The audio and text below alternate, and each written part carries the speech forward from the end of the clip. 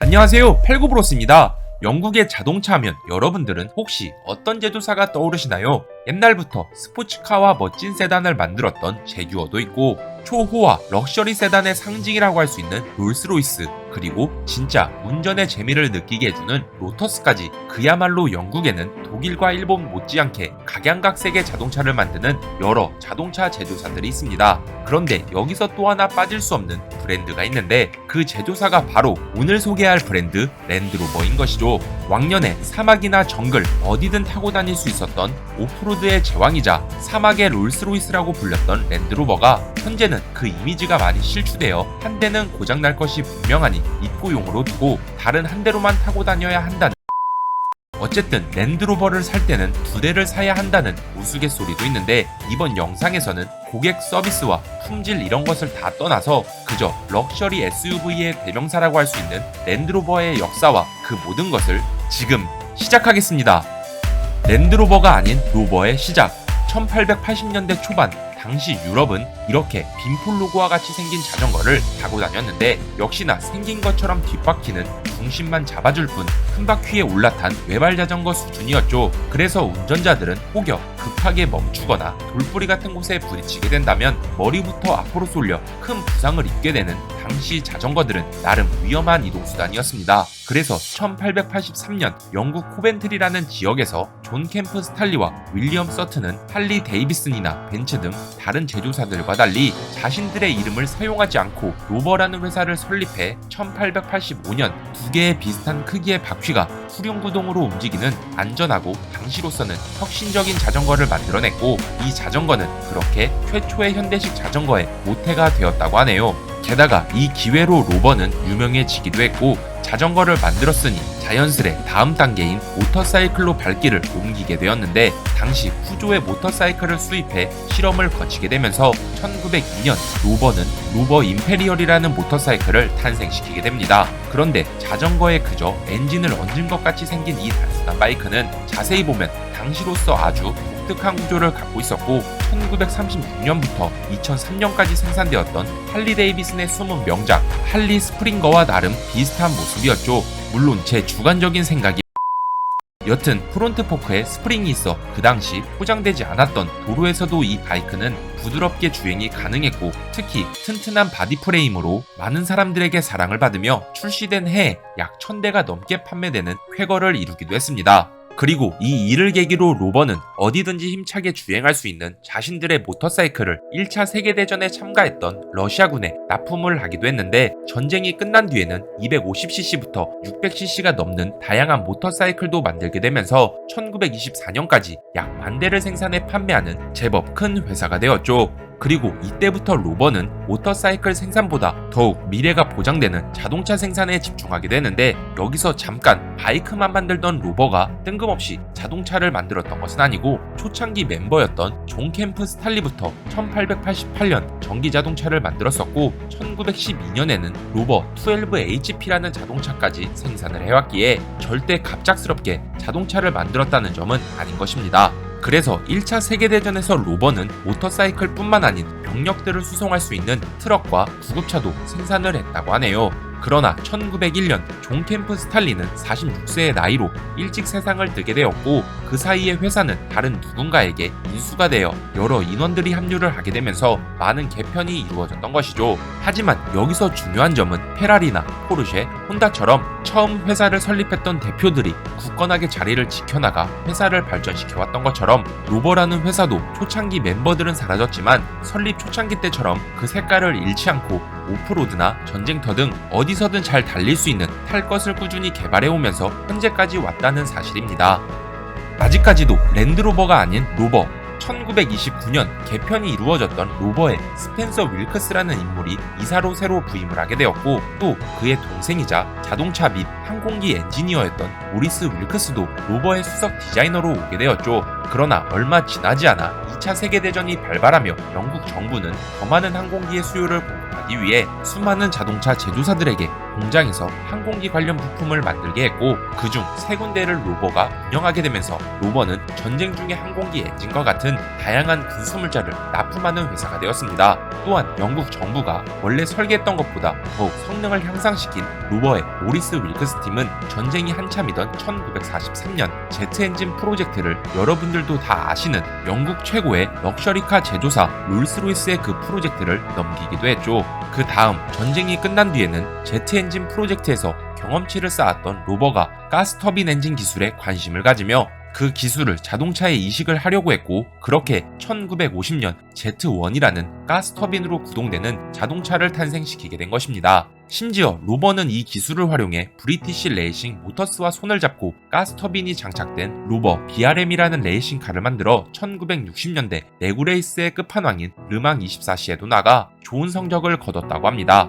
이 외에도 스펜서 윌크스는 전쟁이 끝난 뒤 자신의 농장에서 농장 일을 하기 위해 미군이 사용했던 윌리스 지프를 농장에서 사용했는데 불현듯 농부들을 위한 사륜구동 차량을 만들어야겠다고 생각을 했고 그 길로 수석 디자이너였던 그의 동생 모리스 윌크스를 시켜서 1947년 지프의 셰시를 기반으로 프로토타입의 랜드로버를 만들게 된 것이죠. 그리고 1년 뒤인 1948년에는 암스테르담 모터쇼에서 대망의 랜드로버 시리즈 1을 내놓게 된 것입니다. 드디어 랜드로버로 황금기를 맞은 로버. 먼저 로버 컴퍼니는 2차 세계대전이 일어나기 전까지 그저 아름답고 빠른 자동차를 생산하는 그런 회사였지만 전쟁이 끝나고 나서는 다들 먹고 살기 힘든 시절이었기에 이런 차량들이 더 이상 구매자들에게 필요하지 않다는 것을 알게 되었죠. 그래서 만들었던 차량이 바로 실용적인 랜드로버였고 이 랜드로버는 1948년에 첫 등장을 한 뒤 기존 로버 승용차의 판매량을 뛰어넘어 로버의 효자 모델이 되었다고 하네요. 여담으로 랜드로버는 1978년까지 별도의 브랜드로 간주가 되지 않은 채 꾸준히 로버의 차량 모델로서 생산이 되었고 1978년 같은 영국의 레일랜드라는 제조사의 자회사가 된 다음부터 랜드로버가 되었던 것이죠. 이후에는 BMW를 거쳐 미국의 포드 그리고 현재는 인도의 타타까지 오게 되면서 여러 일들이 많았는데 이런 이야기와 랜드로버의 프리미엄 라인인 레인지로버에 대한 영상은 다른 영상에서 한번 다루도록 하겠습니다. 다시 돌아와 당시 랜드로버의 특징을 살펴보자면 2차 세계대전 당시 비포장 도로를 가리지 않고 전천으로 누볐던 미군의 윌리스 지프처럼 사륜구동의 오프로드 성향을 지녔지만 농업용 차량이 되기 위해 부족했던 적재 공간을 넓혀 랜드로버라는 차량을 만들게 된 것이고 특히나 전쟁 중에 영국은 무기나 공산품을 만들게 되면서 많은 철강들을 소비했기에 로버는 랜드로버를 만들기 위해서 그 대체제인 알루미늄으로 차체를 만들게 되었던 것입니다. 물론 윌크스 형제는 전투기 조립을 위해 공장에 남겨져 있던 알루미늄을 활용했다고 하는데 결론은 농부들이 웅덩이나 수로를 지나도 랜드로버는 부식에 강했다는 점이죠. 결국 험로주행 성능도 좋아지고 볕단이나 농업용 장비 등 온갖 짐을 실을 수 있었던 랜드로버는 튼튼하고 정비도 쉬워 그야말로 완벽한 농부의 자동차였던 것입니다. 지프 이전에 독일 포르쉐가 만들었던 군용차 1919년 1차 세계대전이 끝나고 얼마 되지 않아 미국은 전쟁통에서 군인들의 빠른 기동성에 대한 중요성을 알게 되었고 그래서 컴팩트하면서도 가벼워 기동성은 좋지만 또 지상고가 높아 험준한 지형에서도 잘 달릴 수 있는 그야말로 완벽한 자동차를 만들고 싶어 했죠. 물론 모터사이클과 모터사이클의 사이드카를 탑재한 것도 그 대안이 될 수도 있었지만 모터사이클은 자동차보다 오프로드에서 주행이 힘들었고 특히 병력 수송과 물자 운반이 어렵다는 약점이 있어서 전쟁에 특화된 자동차가 있어야 했습니다. 그래서 미국은 한 가지의 목적으로만 움직이는 자동차가 아니라 예를 들어 구급차도 되었다가 수송차도 될 수 있는 다재다능한 차량을 원했었는데 하지만 당시 상황은 기술도 부족했고 전쟁도 막 끝난 직후인지라 국방비 예산도 별로 없어서 기획 단계에서 차량 개발은 흐지부지 묻혀버렸다고 하네요. 그러나 시간이 흘러 1939년 2차 세계대전이 일어났고 추축국의 중심이었던 독일은 앞선 전쟁에서 보병들의 기동성이 중요하다고 느꼈는지 히틀러는 전쟁 전부터 가벼우면서도 다재다능한 전술 차량을 만들라고 지시를 하게 되었죠. 그렇게 탄생한 차량의 이름이 바로 폭스바겐의 퀴벨바겐이었고 이 차량의 설계를 맡았던 인물이 저번 포르쉐 영상 영상에서도 설명했던 비틀의 아버지 페르디난트 포르쉐였습니다. 그렇게 페르디난트 포르쉐는 비틀을 군용 차량으로 바꾸기 위해 지상고를 높이고 셰시를 더 강화하면서 기어박스도 저속 기어비로 바꾸게 되었는데, 그 이유는 당시 독일군이 완전히 기계화가 되지 않아 대부분의 병력들이 도보나 말을 타고 이동을 했기에 그 보병들의 보행 속도에도 맞추면서 비포장 도로에서는 잘 달리는 자동차를 만들기 위함이었다고 하네요. 하지만 아쉽게도 퀴벨바겐의 구동 방식은 비틀과 같아서 리어 엔진의 뒷바퀴 구동 방식이었고, 그 결과 장비들을 견인하거나 운반하는 데 있어서는 다소 실용성이 떨어졌다고 합니다. 한 회사가 아닌 세 군데 회사에서 만들었던 지프. 2차 세계대전이 한참이던 1940년 7월 미국 정부는 자국에 있던 135개의 자동차 제조업체에 군용 차량에 대한 입찰 권고를 내렸고, 입찰 마감은 거의 강압적으로 11일 뒤에 닫아버리게 됩니다. 그 이유는 당시 유럽 각지에서 전쟁이 한참이었기에 하루라도 빨리 차량이 필요했던 것인데, 여기서 황당한 사실은 바로 미국 정부가 제조사에 제시한 입찰 조건이었죠. 그래서 그 내용을 보자면 독일의 퀴벨바겐과 달리 사륜구동으로 가는 차량이어야만 했고, 휠베이스도 80인치 미만의 컴팩트한 차량이지만 성인 3명이 타고도 짐을 적재할 수 있는 자동차를 만들어야 했다는 점입니다. 그것도 49일 이내에 첫 프로토타입 차량이 나와야 했고, 또 75일 이내로 시제품 70대를 선보여야 했기에 130개가 넘는 모든 제조사들은 입구 문턱에서부터 뺀찌를 먹게 되었던 것이죠. 그러나 난세의 영웅이 태어나듯 딱 세 군데 회사가 살아남게 되었고, 그 회사가 바로 아메리칸 벤탐, 윌리스 오버랜드, 그리고 이미 대량 생산으로 자동차 업계를 꽉 잡고 있었던 포드였습니다. 그렇게 첫 입찰을 따는 회사는 바로 아메리칸 벤탐이었는데, 여기서 잠깐 지프의 시초라면 윌리스 지프라고 들었을 텐데 갑자기 뭔 벤탐인가 싶지만, 사실 벤탐은 영국의 오스틴이라는 제조사의 미국 현지 법인 회사였고, 그 오스틴 차량을 베이스로 벤탐은 BRC라는 새로운 군용차를 빨리 만들 수 있었던 것이죠. 그러나 유감스럽게도 벤탐은 연간 수천 대만 겨우 생산해낼 수 있는 생산 능력이 부족한 작은 회사였기에 미 육군은 벤탐의 BRC 설계 디자인을 윌리스와 포드에 공급하면서 새로운 차량을 만들어 오라고 했고, 그렇게 윌리스는 쿼드라는 차량을, 포드는 피그미라는 차량을 만들게 되었던 것입니다. 태초의 지프가 되었던 윌리스 지프.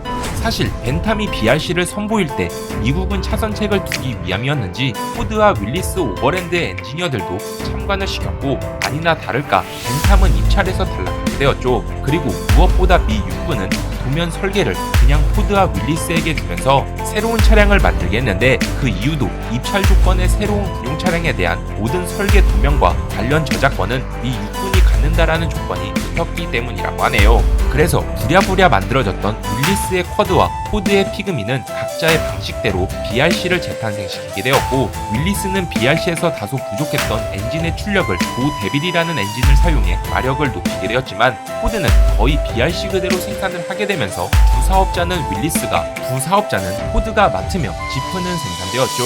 그런데 어찌된 영문인지 당시 윌리스는 미 육군의 차량을 납품할 때 $650에 납품을 했고, 포드는 $780에 납품을 하게 되었는데 뭔가 누린내가 나는 것 같아요. 여튼 전쟁 중 지프는 오프로드 주행은 물론이고 재원보다 훨씬 많은 사람들과 짐을 실을 수 있었고, 컨버터블 방식이라 기관총을 실은 다음 이동 중 사격도 가능했었죠. 또한 GP4x4라고 불린 만큼 이 차량은 소방차나 구급차, 트랙터 등 다양한 용도로서 사용이 가능했는데, 특히 이 차량이 더 대단했던 점은 상대적으로 가볍고 컴팩트했기에 비행기에도 실을 수가 있었으며, 기계와 자동차를 잘 모르는 군인들도 관리하기가 굉장히 편한 자동차였다는 점입니다. 물론 차량들의 부품들도 거의 다 혼용이 되어 정비가 용이했었고, 이런 모든 것을 바탕으로 미국은 지프를 약 64만 대가량 연합국에 납품할 수 있게 된 것이죠. 여담으로 지프는 전쟁이 끝날 때까지 바퀴 달린 모든 군용 차량의 18%를 차지했다고 하네요.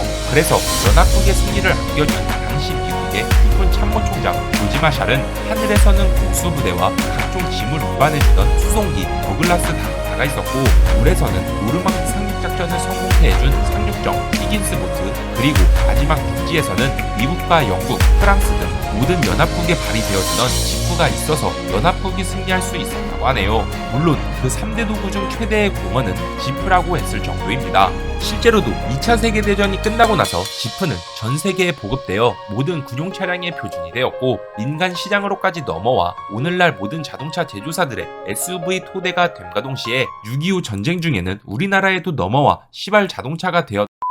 전쟁이 끝나고 난 뒤에 지프. 사실 지프는 전쟁 당시 GP, 윌리스 MD, 포드 GPW 등 다재다능했던 차량의 용도처럼 정말 다양한 이름으로 불리게 되었는데, 하지만 이상하게도 이러한 지프에 대한 어원은 확인이 어렵다고 합니다. 그래도 널리 퍼진 지프의 어원을 한번 꼽아보자면, 첫 번째, 요즘 애들은 잘 모르는 뽀빠이 만화에서 유진 더 지프라는 캐릭터가 있었는데, 이 캐릭터는 어디든지 갈 수 있는 능력이 있었고 이를 본따 지프라는 이름이 생겼다는 것이죠. 그리고 두 번째, 당시 윌리스 오버랜드의 사장이 GP4x4라고 불린 이 차량을 이니셜대로 부르면서 지프라는 단어로 사용했다는 것입니다. 그렇게 윌리스는 지프라는 이름을 갖고 1943년 상표를 출원했고 1945년부터는 민간용 지프인 CJ 차량을 생산하면서 오늘날의 지프까지 오게 된 것입니다. 특히 제가 아직 어렸을 때에는 지프나 G바겐, 랜드로버의 디펜더 등 수입차들이 한국에 그렇게 많이 있지는 않았는데, 그럼에도 불구하고 코란도나 갤로퍼 같은 차량들을 어른들이 다 집차라고 말한 것을 떠올려보면 지프의 이미지가 얼마나 대단한지 다시 느끼게 되네요. 오늘의 정보는 어떠셨나요? 재밌게 보셨다면 좋아요와 구독 부탁드리겠습니다. 끝.